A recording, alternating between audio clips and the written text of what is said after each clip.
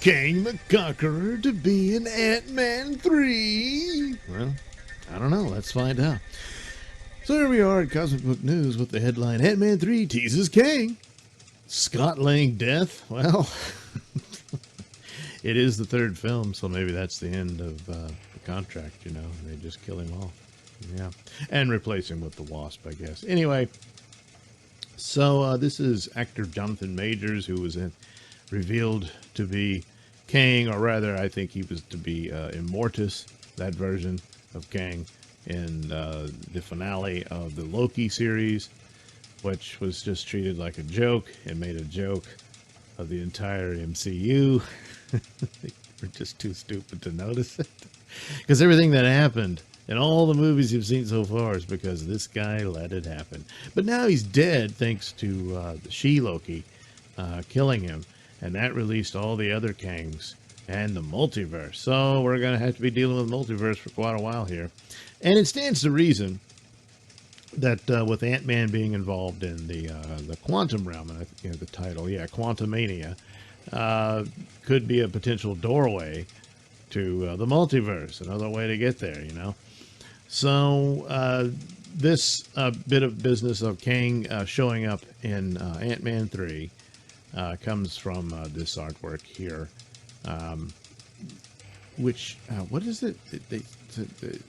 A crew gift for the flick has surfaced online, revealing a look at the smashed helmet of Antman, where the reflection features none other than Kang. So yeah, there's the menacing Kang the Conqueror, and he's got the, it's a little hard to make out, but he's got the, you know, the helmet, you know, it looks like Kang. And, but then, Scott Lang's helmet is all smashed up, so, whoops. What happened here? Well, if he's going to go up against Kang, it's probably not going to end well for him. So, we don't know a lot about it. This is the first time hearing that Kang would be in it, but I expected that, yes, he's going to be showing up with this whole multiverse business. And I thought maybe he would, maybe he will have a tease like in the Doctor Strange film. Maybe even the Spider-Man film, I don't know. But apparently it's going to have quite the involvement here with Ant-Man and Wasp as they explore the quantum realm. Yeah. So Ant-Man 3 to be a big wild ride, because Evangeline Lilly said it's going to be a big wild ride. And it said it'll focus on being a story about family, heart, and warmth. Well, they all were. I mean, it's to deal with the relationship with their father, and then, of course, Scott Lang, and him trying to be a good father to his daughter, and so on and so forth. So, continuing with that, yeah, I suspect so. But, then again, I'd be very sad if he doesn't survive it. But, yeah, contracts, you know. So, anyway, yeah, so the rest of the article is explaining this version of Kang and how they set it up and all that from the Loki series, and then apparently he'll show up in this movie, which also features, yes, Bill Murray. Says he just really liked the director. But I'm not into comic book movies. Yeah, you don't have to be. You just need to show up and do your part. And apparently all because he liked the director. So there you go. You'll get some Bill Murray in Ant-Man, along with Michael Douglas and Michelle Pfeiffer and all that. So, so there we are. The villain will be Kang. And it's intriguing. And I've often said that Doctor Strange was the movie I was mostly looking forward to. I just kept forgetting about Ant-Man. I've liked the Ant-Man movies, even the second one. I know people didn't. But, so, yeah, I'm looking forward to it. And yeah, it's curious to see what they do with Kang. And so I guess this will be his main big appearance, perhaps, with Ant-Man, instead of like Doctor Strange. Well, Doctor Strange is going to be busy with Scarlet Witch and all that, but it's all going to be a multiverse business of movies, which I had assumed would be a means by which you can reboot the MCU and you can have a Captain America and Tony Stark back, you know, Iron Man, and all those people. They would be recast, but it was a means by which to do it. Doesn't seem likely now, but still, a lot of movies doing the tease of alternate versions of Marvel characters. You know, you can only go so far with that. Spider-Man has a lot going for it. It got out first.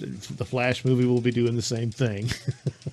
But the Spider-Man movie has all these returning characters from the previous Spider-Man movies in it, and that's exciting people about it. You know, this the concept of it is probably the bigger boost for the film than anything else, other than, you know, it's Spider-Man.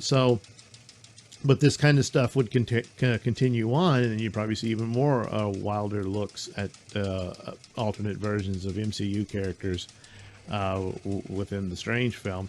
And then perhaps that leads off into Ant-Man as well, or however, I don't know what the schedule is for the different films.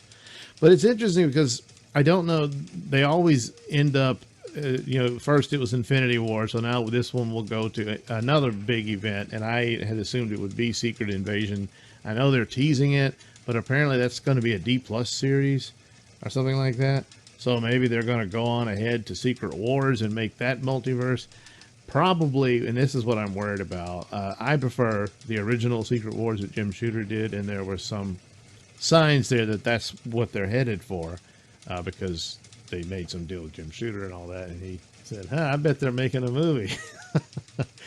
And all that, but also they'll probably combine that with the recent Secret Wars that they did, which wasn't bad. It was interesting, and it was a cool take, and it was very much multiverse stories, because the multiverse had died. You know, the only remnants of it were remaining by the will of Dr. Doom, who had become God. And it was a fun romp and stuff. It's just left a bad taste in my mouth, because after that is when all the you know, the Church of Woke completely took over Marvel Comics, and it's and killed it. It's never been the same since. So, but the Secret Wars story that was Hickman, right? I believe was when they wrote that one.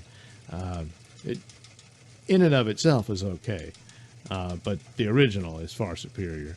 And the whole ideas of omnipotence and the Beyonder. And they got to establish Dr. Doom, because basically Dr. Doom, more so than the later one, is the star of the original Secret Wars in that story. So maybe that's where they're going to go. But with multiverse stuff, the later version of Secret Wars makes more sense, because there's no multiverse stuff in the original one. So the only one multiverse story at the time was Crisis on Infinite Earths, but that was DC, which they're still having to play catch up.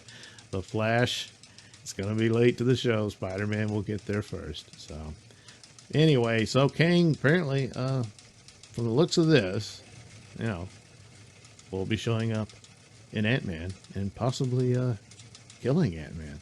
Yeah, how about that? So anyway, there you go. Little tidbit about the MCU and Ant-Man.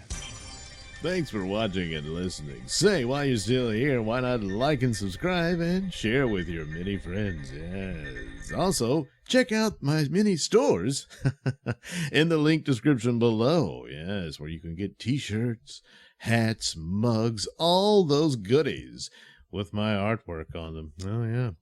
And head over to indieplanet.com and pick up a copy of my comic book, Night Night. Oh, yeah. You can also catch me at my podcast, Mr. Nailsin Show, on RadioMisfits.com. And you can also watch my videos on BitChute.com and now on Rumble.com. Oh, my goodness. So many places to watch me and my stuff. Oh, yeah. And if that's not enough for you, well, you can follow me on many social media platforms and say hi to your old pal, Mr. Nailsin.